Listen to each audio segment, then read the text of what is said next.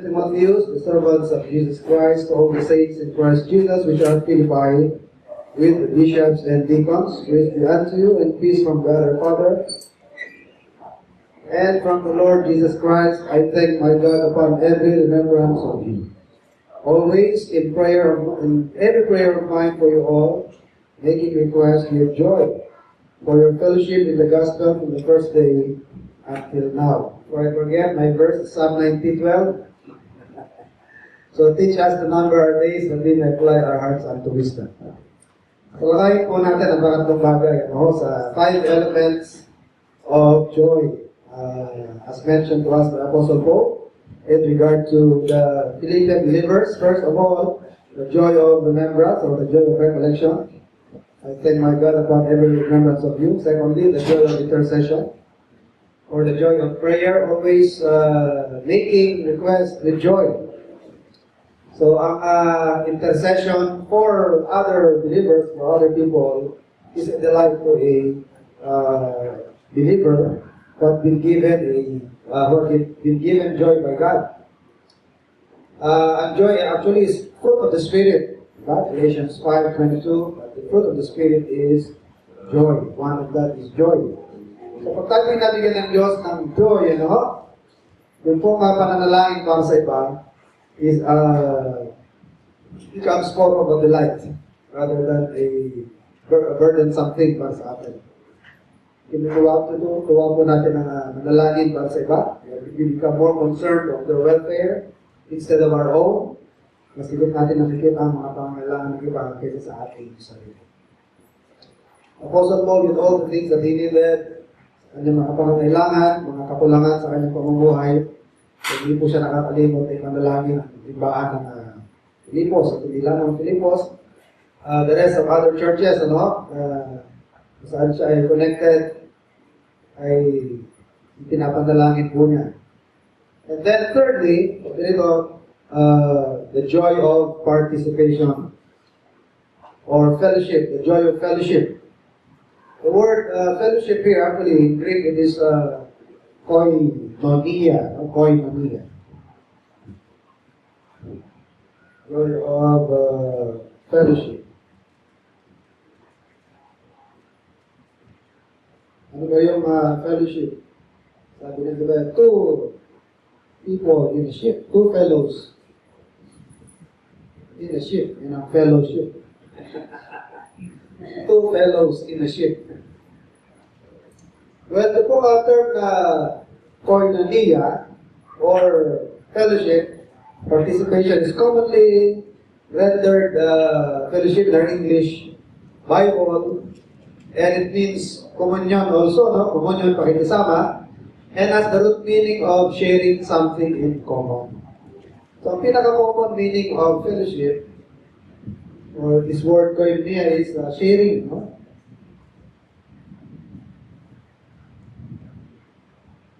The pinaka-common meaning, sharing something in common. But in its broadest sense, it may include participation in the gospel ministry. As mentioned here on verse 5, for your fellowship in the gospel from the first day until now. So yung pong participate sa ministry of the gospel, ay isang delight, para sa mga tunay na aral ng Panginoon. Although, hindi po limited dyan ang meaning ng word ng fellowship dahil pinaka-basic meaning ito is sharing, sharing. And the Bible tells us to share. To share our money, to share our possessions. At isa yan sa tanda ng anak ng Panginoon, given to hospitality. Remember that verse in Romans chapter 12. Saan natin sandali dyan, Romans chapter 12. Isang taong naligtas, nagbubuhay ng pagiging hospitable. Romans 12:13, distributing to the necessity of saints, given to hospitality. So, part of practical Christianity, kanina po sa devotion pa lang, nabanggit sa atin na ang true religion, nakikita yan sa practice. Because sa James 1:7, true religion and undefiled before God is to visit the fatherless and the widows in their affliction and to keep himself unspotted in this sinful world. Yan ang tunay na religion. It is active rather than passive. True religion is not just being good or being kind, but being active. Meron kang ginagawa. Hindi lang yung wala kang ginagawa mali. Kaso lang, ano bang tama ang ginagawa mo? Kung wala kang ginagawa mali, wala ka namang ginagawa tama. Alam mo yung sabi ni Erap, regarding Cayetano kasi si Alan Peter was very vocal about his plan to run for presidency. Sabi ni Erap, maganda sa tatakbo ng Pangulo, mahalaga yung kanyang track record. Sa tingin ko naman itong si Peter Cayetano, sabi niya ang track record niya, wala naman siyang masamang ginawa, pero wala, parang tayo marinig na mabuti. Wala naman siyang mabuting nagawa na mag-rinig natin, ginawa sa mga media. So, being good as a Christian, does not only mean na wala kang ginagawang mali. Hindi ka gumagawa ng masama. Kundi active ka, gumagawa ng kabutihan. One of the good things that a Christian may perform is to distribute or share your blessing. Tandaan niyo po, ang basic purpose of God for man is not just to meet our needs. It is also to share to other people. Ang Biblia talaga yan, nag-harmonize tungkol dyan, may harmony ang lahat ng aklat sa Biblia. Tungkol dyan, sabi sa Galatians 6:10, be not weary in well-doing. For in Jesus says of you shall reap if you faint not. Therefore, as we have opportunity, let us do good unto all. Meron lang especially, pero all includes the unsaved. Let us do good unto all, especially to those who are of the household of faith. So isang duty para sa mananampalataya ay ang mamahagi ng ating mga pagpapala, ating pinananampalataya. Hindi sana tayo matulad sa Dead Sea na pasok na ng pasok, puro papasok na ng papasok ng tubig pero walang outlet. Mabuti pa itong Pasig River Pero niyan 29 tributaries 29 rivers na umaagos dyan. Pero kahit isa may outlet siya, yung Pasig. Nag-iisa lang yung outlet niya. Kaya pagka talagang malakas ang volume ng ulan, hindi kinakaya ng Pasig River. Kaya ma-overflow siya sa Makati, overflow sa Taguig. Dahil iisa lang talaga yung outlet ng Laguna Divide. Pupuntang, ng Laguna, pupuntang Manila Bay. Yung Pasig River lamang. So, isang tanda ng isang masayang Kristiyano or blessed Christian, binibigyan ng Christian joy, ay distributing to the necessity of saints, given to hospitality. By history, alam po natin na itong Philippian Church, hindi lamang kay Paul distribute ng kanilang ng kanilang blessing. They also shared their blessing to the church in Jerusalem. Naghirap ang simbahan sa Jerusalem, nag-ambag-ambag din sila. Mas marami pa. Actually, Apostle Paul, Apostle Paul, pinipigilan niya dahil naaawa sa mga taga-Philippian dahil saksakan din sila ng hirap. You can read that in 2 Corinthians chapter 8 na with much entreaty, sabi niya, with much entreaty, they requested Paul to receive the contribution. Dahil out of their poverty, they abounded in their liberality. Sa kabila ng kanilang kakapusan sa material, nanagana sila sa kanilang generosity. Kasi Apostle Paul siya rin parang tumatanggi na mas kailangan niya huwag na kayo mag-share, pero hindi sila nagkakawat. Hayaan nyo makashare kami sa ganitong ministry ng pamamahagi ng material na pagpapala. Actually, ang rason naman ni Apostle Paul yan, kung ang mga Greeks, ang mga Greek Christians, Greek churches, na kinabang sa spiritual, na na-share ng mga Jews. Kasi ang unang-unang mensahe, wala sa mga Jew, di ba? From the Jews, spread the gospel. So nakinabang ang Greek people, ang mga Greek churches, spiritual blessings come from the Jews, the Jewish church or Jewish Christians, hindi naman ho masama na mag-reciprocate ang mga Greek churches ng kanilang mga carnal things o material things. At yun ang yan ang tinuturo ni Apostle Paul, no? Sa lahat ng mga mananampalataya, not only sa simbahan, kanyang kapanahonan, but of all ages. Sabi ni Paul sa Galatians 6, them who are taught in the word, learn to communicate to him that teacheth in all good things. Matuto kayo na magmamahagi ng inyong material na pagpapala doon sa mga nagbahagi sa inyo ng kanilang mga spiritual na mga pagpapala. So, mabuti itong ginagawa ng mga Philippian churches, ano? Ng Philippian church. Sabi nga ni Apostle Paul, not that I speak in respect of want. Ito'y tinuturo ko, hindi dahil sa gusto kong mabigyan ako, but for the sake of principle. Dapat talaga ginagawa yan, matutulong yan. Kasi meron po mga preachers na when it comes to giving or to Christian duties of supporting their ministers or their preachers, medyo wala sila eh. Parang nahumig. They are strong and courageous when it comes to teaching other topics, other themes, other doctrines. Pero pagdating sa obligasyon ng simbahan to support their pastor, medyo nagdadalawang isip silang ituro dahil baka ma-misunderstood. Baka sila misunderstood na after lang sila sa material. Baka ma-turn off ang mga membro. Pero actually, mga kapatid, hindi maganda na hindi natuturo yan. Actually, you are depriving your church of the blessing. Kasi, may blessing sa pagbibigay eh, di ba? Hindi mo itinuturo, eh di parang pinagkakait mo isang pagpapala sa mga miyembro. Sabi ng Bible, it is more blessed to give than to receive. At sa lahat ng mga bibigyan natin, eh maganda magbigay tayo sa mga nagturo sa atin. Yung iba kasi natatakot na baka mapag-isipan sila ng kanilang miyembro na sa pastor, ang pera. Dahil tulong sa pera. Actually, tulong mo na maayos, di ba? Hindi naman yung halata.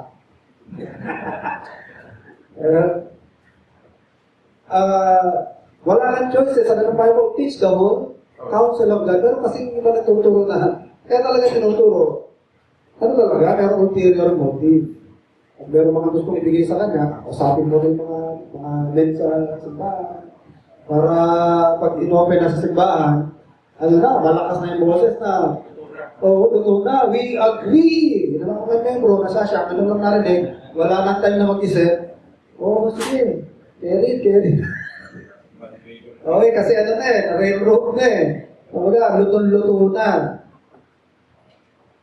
Ano? Pero talagang nananadyan ng gano'n. Dahil marami talagang pinagkapirahan ng ministry. Dahil hindi natin masisisi na yung mga unbelievers at ibang Kristiyano offended. Kasi marami talagang pinagkapirahan ng ilang ministry. Pero hindi dapat ganun ang pananaw sa ministry. Pero pa akong nakakausap na preacher na sabi sa gusto, pero talaga nasa ministry. Nahihiya ako. Ako nahihiya. Na-embarrass ako sa ganun ko. Nagayon naman gusto. Nasa ministry talagang pera. Mabuti na lang, wala sa grupo natin. Hindi natin ka-grupo yun eh. Pero kung natin yung preacher na hindi mo dapat ganun ang pananaw sa lalim. At kung tinuturo ka ng tungkol sa pagbibigay, dahil kasama siya sa aral. Kasama siya sa aral eh. At walang karapatan ang preacher na maging selective.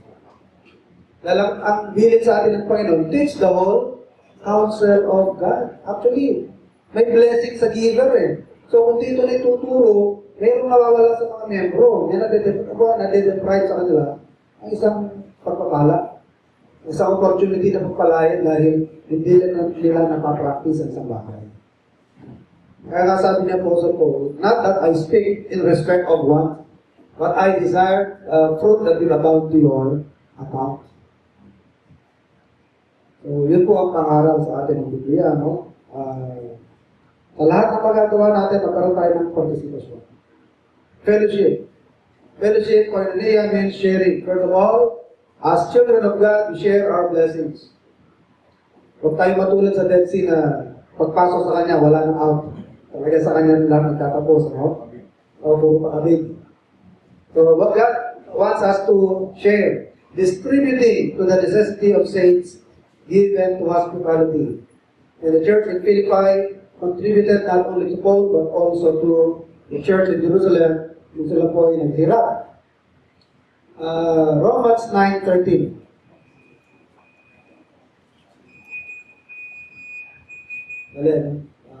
Chapter 9, sorry. 2 Corinthians 9:13.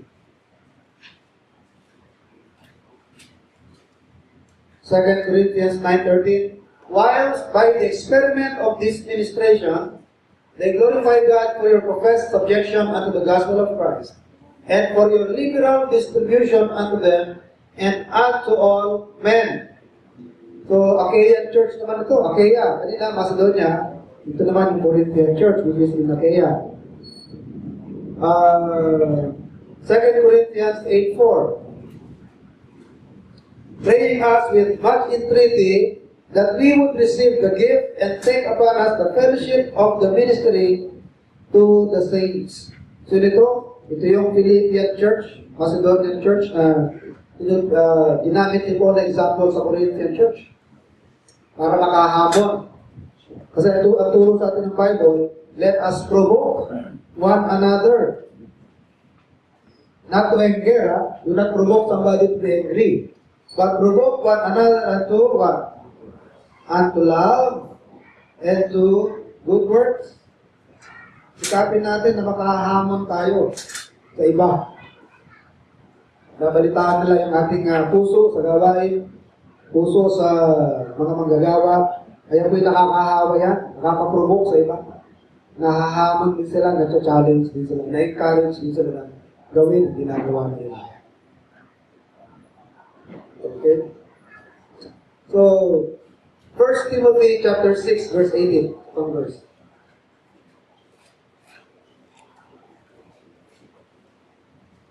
First Timothy chapter 6, verse 18. That they do good works, verse 17 mo na, charge them that are rich in this world, that they be not high-minded or trust in uncertain riches, but in the living God who giveth us richly all things to enjoy. That they do good, that they be rich in good works, ready to distribute, willing to communicate. So yung word to communicate here means share or give. So mga rich ay pinapa-remind ni Paul kay Timothy that they do good work, that they do good, that they be rich in good works, ready to distribute, and willing to communicate. So ito po ang basic meaning sa term na koinonia, or fellowship in the gospel. But in its broadest sense, ito pong word na koinonia or fellowship, ay included po yan ang fellowship in the gospel. Okay? So, ang simbahan ay pwede pong makaparticipate not only in the sharing of material blessings, but also in the sharing of the message of salvation. Oh, good news, sharing of the good news. Kaya yung ginawa nila na pag-support kay Apostle Paul, actually, that is already in participation. Ano po kayo? Kapag may nasave na tao sa church, sino ang may credit niya? Yung nagdalang bisita? Kapag merong bisita na nadala sa church at na-save yung tao, who gets the credit? Yung nag-invite? Hindi ba kasama sa, hindi ba doon included yung mga nag-pray? Mga madalang prayer meeting at nag-pray na sana sa Sunday, kaya magkaroon tayo ng visit na masay. Hindi ba kasama doon yung nag-prepare ng place of worship? Hindi ba kasama doon yung nagbigay ng tithe and offerings? Hindi ba kasama doon yung nagwalis sa labas? Yung nagbukas ng gate? Ano ito eh? Corporate effort ito eh. Walang pwede makakuha ng credit na, kaya sa'yo, dahil sa akin, wala naman kayong ginawa, hindi naman kayo nag-buwis. Wala naman kayong ginawa eh. Actually, ito eh. Group effort ito eh. Hindi ito nag-iisang trabaho. Lahat po, may mga paunti-unti na i-contribute. Yung mga nagwalis, yung mga nagpunas ng upuan, yung mga naglalit ng songbook, yung mga nagalangin, at yung nagbukas ng songbook para sa bisita, bumuha ng pangalan, lahat yan. Yung participation dyan. So yung pagbigay nila kay Apostle Paul ng financial help, actually, that is a way of what? Sharing sa gospel ministry. Kasi ang dala ni Paul, gospel eh. So pagka nag-share ka kay Paul ng yung material blessings, you are actually enlarging the capacity of Paul. Ina-enlarge mo yung kapasidad ni Apostle Paul na makakilos. Unlike kung bothered pa siya na napakaraming bagay.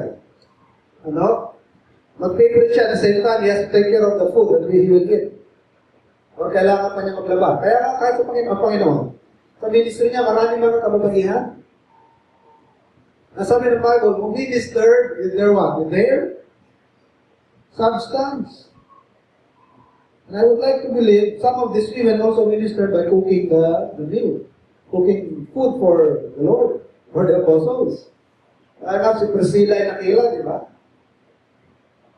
Ano ginawa ni Priscilla? Siya ba yung nag-expound ng doctrine kay Apollos? Palagi mo siya nag-prepare ng emerenda ni Apollos at saka ni Aquila. Yan ang participation. Sige, mag-usap muna kayo dyan. Kwentuhan kayo. Ready kayo yung snacks nyo, ha? Diba? Pero kasama sa credit si Priscilla, di ba? Pag minention si Paul, parating kakambal yung pangalan nila mag-asawa. Priscilla and Aquila and Priscilla. Pero ang role lang ni Priscilla doon eh, nag-prepare ng cookies, nag-prepare ng biscuit. Diba? So ano man po na iambag po natin sa kawain ng Panginoon. Mas hindi man yung direct na ikaw nagbahagi ng salita ng Panginoon. Pero yung pananalangin po natin. Pag mahagi natin ng trust, pag-pray, pagbibigay, then po meron pong nangyayari. May contribution po yan sa ikinahayo ng salita ng Panginoon. Okay?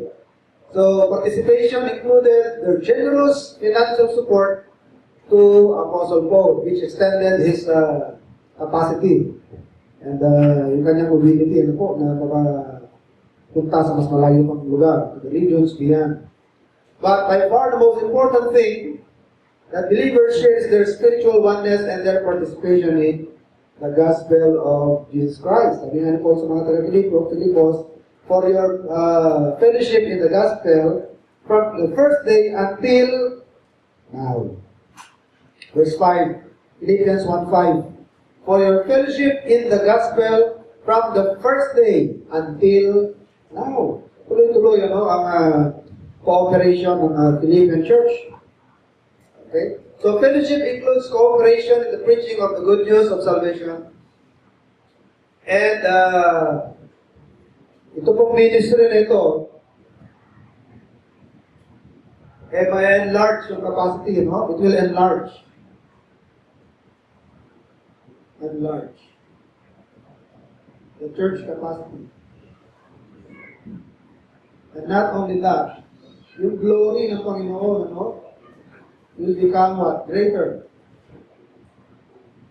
Mas lalong lalawa, ang pagdakila sa Panginoon. Siyempre, maraming taong maseseg, mas marami ngayon ang pumuri. Diba? Kahit nga yung pagbibigay ng material ng mga taga-Akaya, ng Corinthian Church, magre-resulta into much thanksgiving. Marami ang magpapasalamat sa Panginoon. Lahat yan, mga kapatid, ang uwian yan, glory. Everything will redound to the glory of lahat yan mauwi sa kalwalatian ng Panginoon. Sa dami ng mga bibig na magpapasalamat. Mga taong maliligtas. At yung mga naligtas na yan, sila po yung magpapasalamat with their mouth, with their lips. They will praise God for the salvation that they had or they will receive. Okay? So yung pong contribution natin sa gospel, lalong lalawak ang kapasidad ng simbahan na humayo. At pag marami ang nakaabot sa kaligtasan, marami ang maglulwalhati sa Panginoon. At yan naman talagang aim natin to glorify God. So in the Bible, whatever we do all things for the glory of God. Pero pag sinasabi sa Corinthians, ano na, everything will redound, 2 Corinthians 4:15.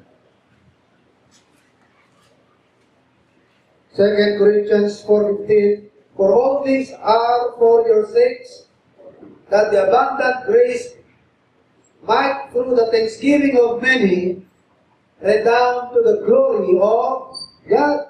Yan nyo, ganda ng verse, no?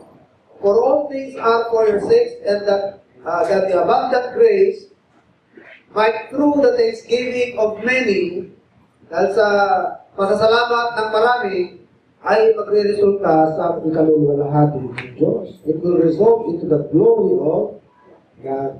So, hindi lamang yung mga magpapasalamat dahil sa nakatanggap ng material na pagpamala. Higit sa lahat, yung mga makakaabot sa kaligtasan dahil nakaabot ang ebanghelyo sa kanila. Dahil sa maraming pasasalamat, yung pasasalamat niya, will redound into God's glory. Okay? So, everything is for the glory of God. So, when you say fellowship in the gospel, yung term na in the gospel refers to the whole enterprise of gospel ministry. Fellowship in the gospel, lahat ng mga bagay-bagay na involved dyan, no? Lahat ng mga ministries na connected dyan. Yan po tinatawag na fellowship in the gospel enterprise. Yung mga nagko-compose ng songs, yung mga nag-special number, di ba? Gospel ministry pa rin yan. You're actually extending your ministry sa paraan ng pag-awit o musika. Kumbaga, isang paraan yan of proclaiming truth through the medium of music. Kaya nga napaka-importante ng mensahe ng awitin. So ngayon kasi hindi na masyadong promote yung message. Ang na-highlight ng gusto yung music niya. Hindi na yung lyrics. Marami yung mga contemporary music. Masyadong maliit lang yung substance niya. Nahahaba lang, ulit-ulit lang yung stanza. Hindi ka mukha ng songbook natin, sa hymnals natin. Ang hirap i-memorize. Hindi, 5 stanza. Bawat stanza, iba-iba sinasabi. Yung mga contemporary music, kahit hindi mo lang ang kanta yung basic na natin madali na makasabay kahit ng unbelievers, di ba? Paulit-ulit pa na sinasabi Kahit nakapigit. Usually, hindi pa nababanggit ng pangalan ng Panginoon, kaya parang double meaning Pwede mong i-ascribe sa Diyos, o pwede mo i-ascribe sa boyfriend mo na inaangaan mo kasi hindi directly na-state ang pangalan ng Diyos. Ang mga songs, usually, ano lang, you, he, him. Hindi mo malaman kung yung nag-compose ay ina-address ang Diyos o ina-address yung boyfriend niya. Na-inspire siya. Diba? Naka-compose. Sinama sa hymnal, sa songbook, sa song hits, sa mga Kristiyano. Hindi mo alam, sa boyfriend pala niya yun na inalay, yung awitin na yung pinampose niya. Hindi kagaya ng mga awitin natin sa hymnals natin, na napaka-doctrinally accurate. Sample lang ko kayo, yung song I know whom I have believed. Merong stanza doon na I know not how the Spirit moves, convincing men of sin, revealing Jesus through the Word, creating faith in Him. It's the Holy Spirit who reveals. Yan ang ministry ng Spirit to reveal Christ to the hearers. At yung faith, siya rin ang nag-create, hindi yung tao yung nagpo-produce ng faith niya. It is God who creates the faith, kaya revealing Jesus through the Word, creating faith in Him. Ang gaganda ng mga napaka-doctrinally sound pa ng mga composers mo, no? Ngayon masensay lang, galing sa bilang buwan, di ba? Co-compose sa kalat. Hindi mo malaman ba yung laman ng kanyang inaawit, kung baka under influence, carry over ko yung mga drugs na compose siya alam ko isang preacher, no? Bago siya naging pastor, kasesay pa lang niya, ano siya? Adik. Eh sa tuwa niya sa kaligtasan niya, eh dati siyang band member. At nagpresenta siya naging choir director. May pangalan yung choir nila. Ang pangalan, Hark the Herald Angels Sing. Yung pangalan ng choir nila, no, Hark the Herald Angels Sing. Naisip. So, Paul's benediction, ito sa 2 Corinthians 13:14. Yung natin, eh? 2 Corinthians 13, verse 14. Nakikita natin dito ang kompletong fellowship. The grace of the Lord Jesus Christ and the love of God and the communion of the Holy Ghost be with you all. Amen. It is a vast brotherhood. Malaking fellowship ito. Malaking communion ito. Malaking cooperation ito. Started in the Father. Ano pa? Son. Holy Spirit. Hindi rin nagtapos. And all the saints. Yan ang isang malaking kooperatiba, no? Vast brotherhood, effort or cooperation, no? From the Father, the Son, the Holy Spirit, and all believers. Cooperation to spread the gospel. Cooperation in the worship. No? So it is a spiritual brotherhood that includes every person who has a saving faith. So itong fellowship na ito, itong sharing, itong participation ng mga anak ng Panginoon sa Ama. Kasi ang Ama, ang anak ng Espiritu. Yan ang kanilang layunin sa mundo ito. Diba? Redemption's plan. The idea was captured in the mind of the Father in eternity past. And it was God the Son who performed the plan by dying on the cross for the salvation of man. And the Holy Spirit will reveal the truth. Will apply this truth sa mga elect ng Ama. Siya mag-administer niyan, siya magpapaliwanag niyan. Kaya nga ang ministry of calling sa Holy Spirit yan. Effectual calling. Siya nagpapaunawa sa mga elect ng Panginoon. So, ang mga anak ng Panginoon, meron po tayong participation dyan. At yung pakikiparticipate po natin dyan, ay nagiging po mga kapatid, source of strength for the child of God. So, ang mga mananampalataya na hindi involved yan, medyo hindi masyadong meaningful ang kanilang stay sa mundo. Pero subukan ninyo, maghanap kayo ng mga masasayang Kristiyan. Nasaan yung mga masasayang Kristiyan? Sila yung may mga first active church membership. So, hindi lang yung membership ng active, meron ka pang active participation. Alam niyo po ba mga kapatid? Kahit sa marital life, sa family life, ang laki ng effect na meron ng church. Alam niyo ba sa US, mas malaki ang rate ng divorce sa mga taong walang active na simbahan natin. Ang mga unchurch. Pero doon sa mga Kristiyano na kahit hindi baptisan natin, pero basta every Sunday nag-church, nakita niyo mas intact ang family. Stronger ang ties. Mas buwang madalang pamilya. Pero yung mga walang simbahan, wala. Kasi it is God that binds, di ba? It is God that binds. Ang mga union natin sa lupa, nagpapatibay na, Panginoon. Pag hindi kasali ang Panginoon sa union, bilis mag-split. Subukan niyo, wala ang Panginoon. At subukan niyo, kung parang ang Kristiyano, nag-iisip na maghiwalay. Pero dahil sa pagmamahal nila sa Panginoon. Ayaw nila magkibuhat. Pero kapag ka nandito sa church, pag ginamit na yung welcome song, wala ka naman. So, hindi. Mapapagabay ka eh. Di ba? Dahil sa pagmamahal mo sa Panginoon, atin ka eh. Hindi mo ba i-give up ang pagsama mo sa Panginoon?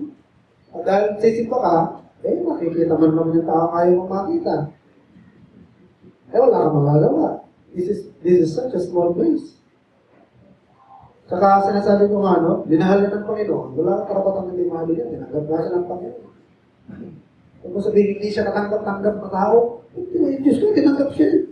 Namatay nga ang Panginoon para sa kanya. Ikaw kaya hindi tinanggap. Bakit ikaw ba? Kaibig-ibig? Kaibig-ibig ko ba sa harapan ng Panginoon? Sabi nga ng Bible while we were yet sinners, Christ died for us. Not while we are lovable or acceptable in His sight. Kung di na tayo yung makasalanan, and yet God gave us His unconditional love. So in acception ng Panginoon, namatay ang Panginoon para sa Kanya, dapat ina-accept din natin siya. So kung naman siya, hindi mo na siya kaya mabuhin, pero ikaw, baka pwede magbago. Aring hindi mo na mabago sa tao, baka hindi na niya mabago sa sarili niya. Pero sa iyo, baka mababago pa sa sarili ko. Diba? So, let us try to accept one another. Dahil lahat naman tayo, mga Kristiyano, ay tinanggap ng Panginoon. So itong cooperation na ito, fellowship in the gospel in particular, malaking source of strength para sa mga mananampalataya. Unlike the unchurched people, wala kang active church membership, kung meron kang mga active church membership, wala ka rin active participation, maybe because of siguro, napalayo ka. Ano? Although sa ngayon, medyo yung barrier, unti-unting na-break yung barrier dahil Skype na tayo Diba? You can watch the ongoing service via Skype. And you can listen to the preaching sa mga uploaded na mga messages. Ano? Pero iba pa rin yung meron ng bodily presence. Iba pa rin yun. Para yung apoy yan na pagkalagay natin, maringas yung pagka-apoy mo. Pero isa-isa mo yan, pag layo-layo yun. Pag sama-sama yan, di ba? Malakas ang bingas. Pero ilayo mo yung isa, kahit malakas yung bingas niya, eventually lang nangyayari. Iina rin siya. So, merong effect talaga yung sama-sama. Kakaalaman kayo ng mga status in life, spiritual condition, or mga kalagayan sa buhay, kakaalaman, nakakapagpanalangin. You can express your problems, i-share yung problems mo sa iba, at sila naman sa iyo, and then nakakapaghingahan kayo, at the same time, you can pray one for another. Yung successes ng iba, natutuwa ka rin sa success nila.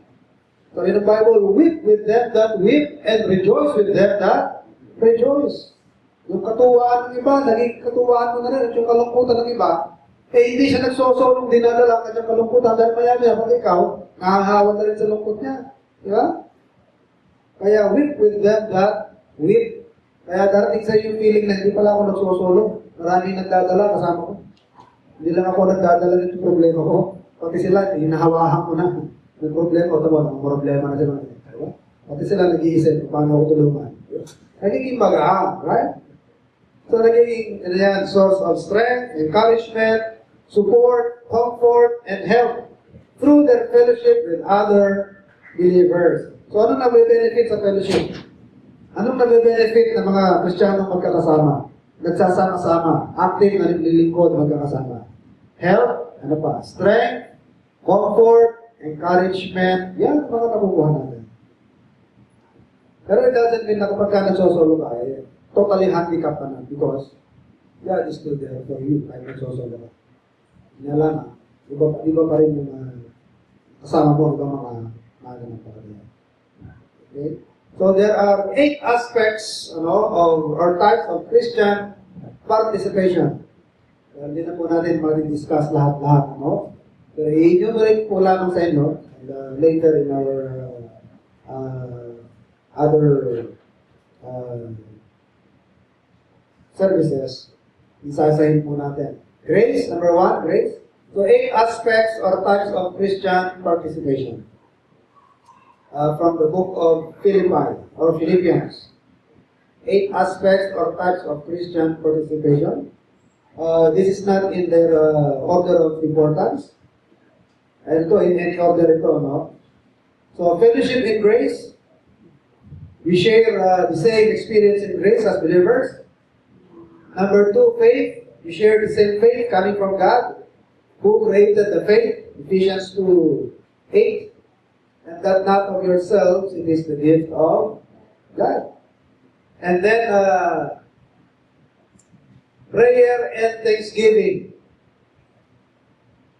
So, grace, faith, prayer and thanksgiving. So, meron pong fellowship or participation in prayer and thanksgiving. Mahalaga po yung prayer meeting because through prayer meeting, i-share natin yung problems natin sa iba and they can pray for us and you can pray also for them. At yung mga pinasasalamatan nila, nakakapagpasalamat ka rin. And then fellowship in love. Ito ang pinakadakila sa lahat, di ba? The greatest is love. Yan yung virtue na yung pagtatakpan niya, lahat na yung pang virtue. Sabi ng Bible, whether there is tongue, there shall fail. Whether there is prophecy, it shall vanish away. But the greatest is charity. There are three things. Sabi, ano? Faith, hope, and charity. But the greatest of this is charity kasi nga yung hope. Kung nasa langit ka na, hindi na yung hope. Nasa langit ka na nga, nasa mo langit eh. Paano ka magiging hope yun? Nandun ka na nga. Hindi na gagamitin ng hope sa langit. Ang faith, hindi na rin. Bakit? Yung object ng faith mo, doon na eh. Sight na, it's already a sight. Pero yung love, magpapatuloy ba? Yung nasa glory? Doon pa rin yun. Nasabi ng Bible, but the greatest of this is love. So, participation in love. Number 5, service. Number 6, contributing to the needs of others.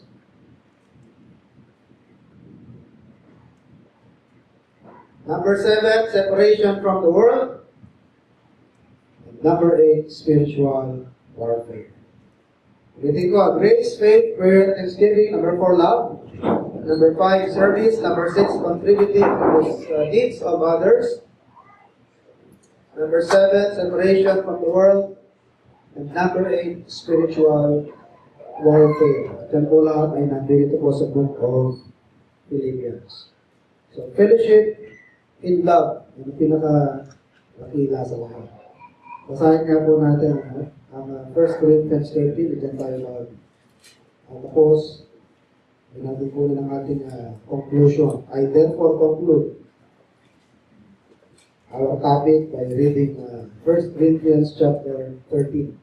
Dahil itong virtue na ito is the supreme virtue that encompasses all other virtues. Kahit magpakamartir ka pa, kung walang love, your martyrdom is nothing, sabi ni Paul.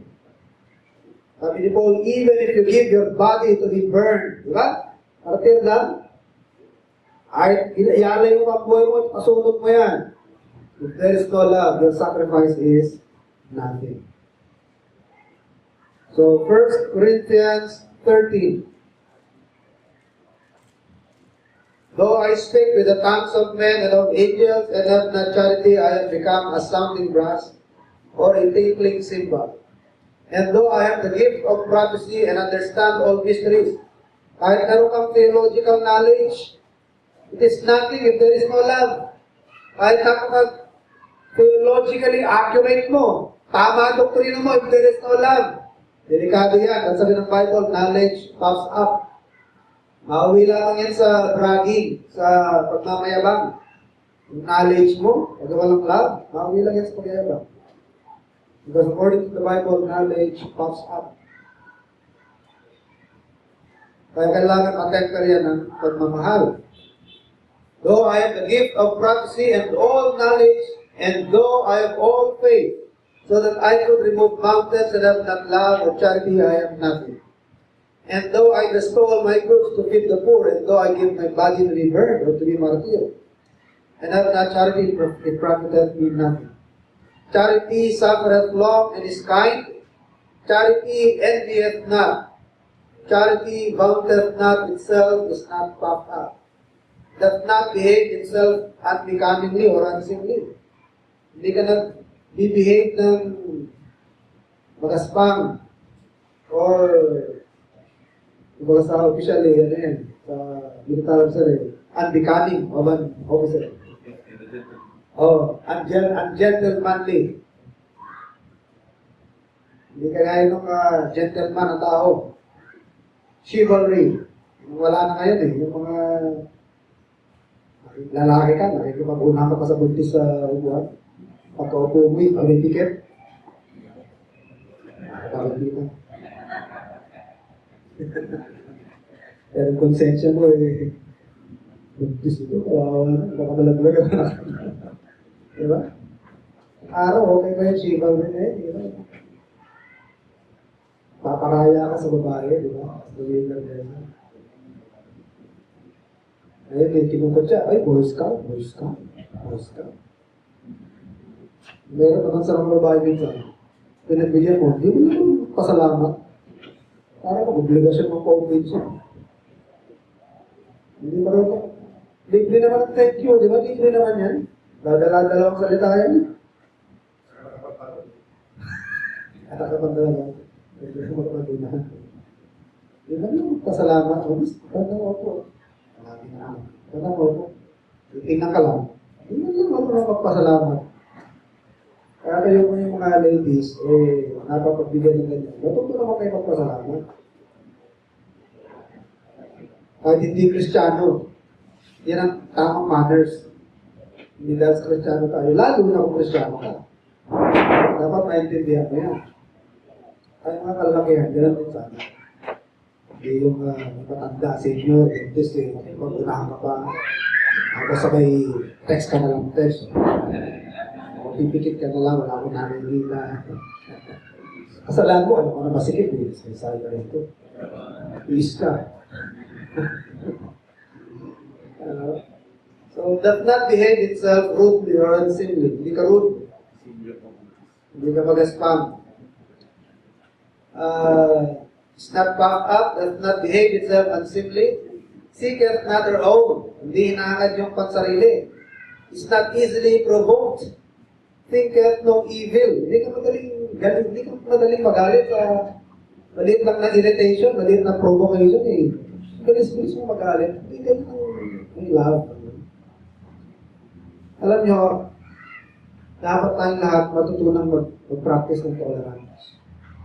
Ang taong walang tolerance, madaling mamakan. Because not only you make things or life harder for yourself, you make things in life harder for other people. Masyado kang may pet na wala sa lugar. Magandang madisiplina, no? Pero sometimes being kind is more important than being right. Pagdating katwiran, ito ang tama, ito ang tama. Dapat masunod siya, ito ang tama.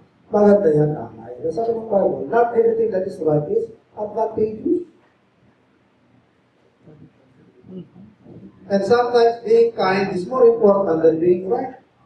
E kung kailangan i-sacrifice natin yung right natin, sacrifice natin yan para sa iba. Hindi yung talaga kahit 1 inch, hindi ka pwede magbibigay. Hindi ako paalis, hindi ako matitinag. Hindi ako magpapabali, kahit 1 centimeter, kahit 1 millimeter, talagang dito talaga ang tama itong paninindihan ko. Saan ba umabot? Parang sikip ng mundo. Parang pwedeng pausok ng konti, hindi ka din. Konting margin lang hiningi sa'yo, konting pag-unawa lang, konting lawak lang ng isip. Hindi mo na iiksi buhay mo. Maaga kang tatanda. At iiksi pa buhay mo. Magiging kang hypertensive. At madali kang papangit. Damo yan. Mabilis kang papangit. Mabilis kang tatanda. Mabilis kang magkakasakit. Alam niyo, simple buhay na mo, yung just live and let other people live as well. But not to doubtful disputations. Huwag naman yung lalabis. Hanggang sa kayang itolerate. Mga non-essentials. Sa mga non-essentials, pwede yan eh. May mga bagay na hindi talaga pwede, kahit ano na rin. Pero mga bagay-bagay na, hanggang dito na lang pwede kong itolerate. Pero pagdating dito, hindi mo pwede. Oo, meron tayong dapat na demarcation, line of demarcation. Alam mo yung limitations.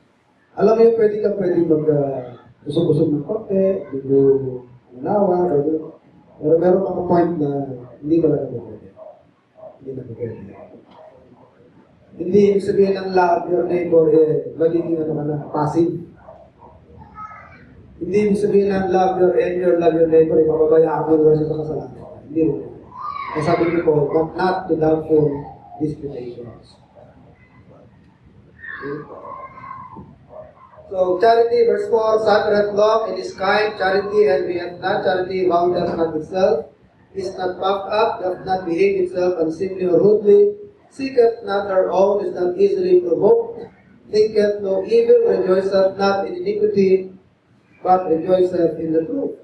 Beareth all things, believeth all things. Kahit alam mo nagsisinungaling, pero sinasabi niya ganito, oo, sige na, sinabi mo eh. Pero alam mo nagsisinungaling. Oo, sige na. Yan sabi mo eh, pangawakan mo yan, sinabi mo eh. Okay? Believeth all things, hopeth all things, endureth all things. Charity never faileth. But whether there be prophecies, they shall fail. Whether there be tongues, they shall cease. Whether there be knowledge, it shall vanish away. For we know in part and we prophesy in part, that when that which is perfect is come, then that which is in part shall be done away. When I was a child, I spake as a child, I understood as a child, I thought as a child, but when I became a man, I put away childish things. For now we see through a glass darkly, but then face to face. Now I know in part, but then shall I know even as also I am known. And now abideth faith, hope, charity, these three, but the greatest of these is charity. So yun po yung in-honor show natin. The world will know that you are my disciples indeed if you love one another. So, pakilala natin sa mundo na tayo ay mga tagasunod ng Panginoon. At mahahalata nila yan by our love for our fellow Christians. So, paano ipapakita yan? You pray for your fellow Christians. When you start thinking negative things about fellow Christian, kaysa apoyan mo ng apoyan yung galing sa tao na yun, pray mo namin siya. Panalangin. Kasi sa malakang nagagalit o nairita sa isang tao, panalangin mo. Panalangin mo siya. Yun ang magandang antiversion. Hanggang hindi mo natutunan yung panalangin niya, wala kang joy. Wala kang Christian. Kasi ang degree ng joy, at sa lalim yan, paano ka manalangin. Maging para sa hindi mo kaiiyan. Maging para sa araw mo, pinapanalangin. Kaya naturo mo yung di ba? Love your enemies. Love your neighbor as yourself. Malaking bagay yan sa atin mga kapatid. For the sake of our mental health, emotional, mental health, and vitality of the church. Ang ganda po na attain natin yan. Aralan po natin. Kumbaga, nag-level up na tayo. Nag-level up na. Ibang degree na iba ng maturity na dapat natin matingnan. Okay, tayo dito ngayon. Tapos tayo sa ating panalangin. Bago ko tawagin ang ating MC. Salamat po Ama sa pahayag ng salita. Salamat sa mga paalala. Patawad naman sa aming mga kulang. Kapalangan. Hindi mo natutupad sa aming mga pangarap. Salamat po Ama sa maghapon ng pagbuhay at provision. Salamat po Ama. Tuloy niyo pagpapala. Maging sa aming pagbuhay Ama. Sa pagbalik sa aming mga kanya ng trabaho. Tuloy niyo mga bawat isa. Pagmanahan sa mga gawain, mga trabaho. Bigyan ng talino at guidance sa mga gawa. Mga gagawin, gawa po mga tama at mapaayos din ang aming mga pagtuon. Ilayo nyo naman kami yung masa, namamasa ko na at bigyan naman ng tagumpay sa mga pagsubok. So, hindi kami binabalik, lahat ng pupulit po sa salamat. Ito po ang mga bilangin sa ngalan ng Panginoon Jesus. Amen. We may now take our seats, get ready with your testimony and